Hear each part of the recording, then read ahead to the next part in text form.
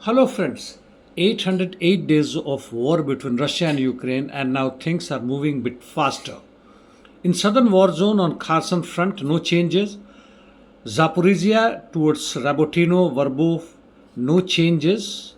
Though Russians are inching forward in Rabotino, and as far as Vremivka salient is concerned, fierce battle on, and Russians have made some gains towards Staromayorsky and Eurozane.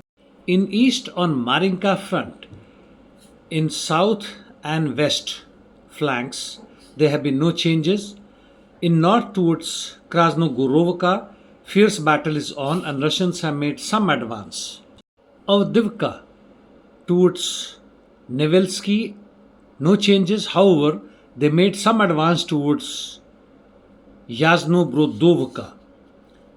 Coming to Urlovka sector, Umansky Russians have made some gains. Semyonovka, no changes. There is a stagnation at this front since long. North of Divka, almost on all the fronts, including Novopokrovskoye, Sokol, Novoalexandrovka, the gains are minimum.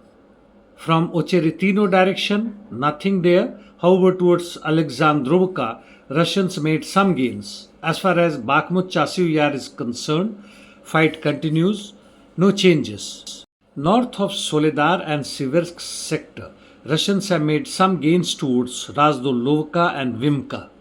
Northern war zone, that is east of Kharkov, Lyman direction, no changes. Kupiansk, Swatovo direction, Russians have again started moving towards Synkivka. In the meantime, Ukrainian command has reported that Russian army has broke through Ukrainians' defense line in north, that is at Cossack, Lapan eastern side, and captured many villages including Strelechea, Borisovka, Krasnoe, and Real Noe direction. They advanced almost 2 to 3 kilometers, which is north of Kharkiv, that is, you can call it Volchansk direction. However, as it percolates down from the Ukrainian channels that these areas were by and large looked after by the Ukrainians' guards and not proper military, and they were by and large grey zone area, they did not expect Russians to start. But it could be start of a new front, and which is most likely, and also they will create buffer zone so that Ukrainian armies incursions occasionally which take place towards Belgorod regions will be stopped.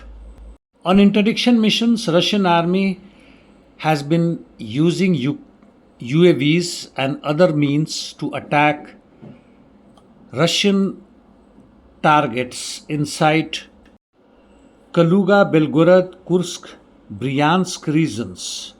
They also hit an oil depot in Lugansk Oblast. Russians have been hitting Ukrainian targets in Kharkov quite often, and probably they were preparing for this northern incursions. Ukrainian commander foresees this as part of a larger Russian offensive operations with more than 50,000 troops by mid-May. Palestine Israel Middle East IDF has resumed its offensive operations in southern Gaza and towards the eastern part of RFA. Nothing special in east and northern part. In northern part, Hezbollah continues shelling targets inside Israel, and while the Houthis also tried to capture another ship but failed in Middle East, that is Red Sea.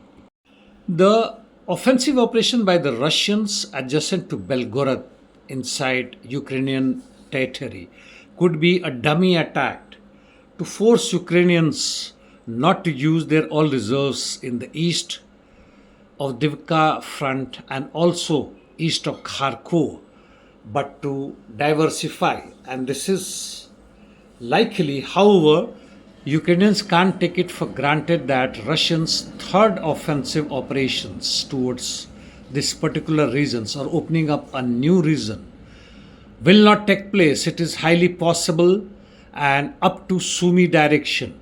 We'll have to wait and watch. Well, that's all for the day, friends. See you tomorrow and take care.